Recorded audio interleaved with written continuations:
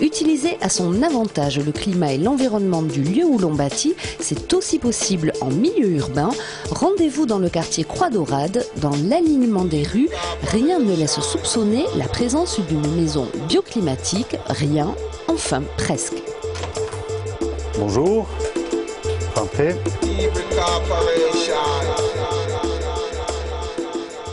Alors voilà, c'est une maison qui a 4 ans, qui répond à différents critères d'ordre bioclimatique mais aussi économique, puisque c'est une construction qui n'est pas chère, qui fait appel à différentes techniques, notamment issues de l'architecture industrielle.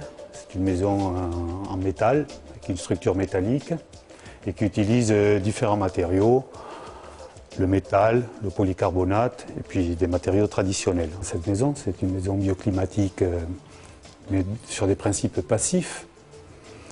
Il n'y a pas trop de technologie pour récupérer l'énergie. Il s'agit surtout d'avoir un espace bien isolé et profiter des apports solaires. Le polycarbonate permet de capter la lumière en étant plus isolant que du vitrage ordinaire. La maison orientée plein sud offre une surface maximale pour capter l'énergie du soleil.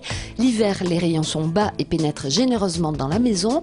L'été, on s'en protège avec les débords de toit et des stores pour créer de l'ombre.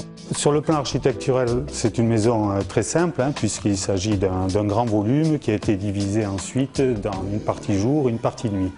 La partie jour, c'est la partie sud-ouest que l'on voit ici, qui profite d'une double hauteur. Et la partie nuit, c'est la partie côté rue, où on trouve 3 chambres et 2 salles d'eau.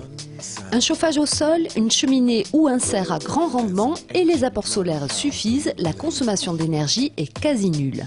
La maison est conçue comme un loft, la mezzanine permet de créer ou dissocier des espaces différents, plafond bas pour le coin repas, double hauteur dans le séjour, bureau-atelier à l'étage qui profite d'une lumière diffuse, reste ouvert sur l'espace salon et même sur le jardin.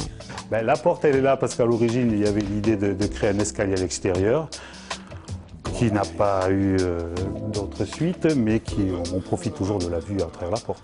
Profitons donc de la vue, mais côté jardin, pour apprécier l'ensemble et mieux comprendre les principes de base. On oriente la façade principale plein sud où l'on dispose les pièces de vie. On optimise la surface exposée au soleil sans oublier de s'en protéger et on compose avec l'ensemble des contraintes particulières en ville. L'intégration, elle est sur le plan des volumes, c'est quelque chose d'assez compact. Elle compose aussi avec les alignements sur la rue.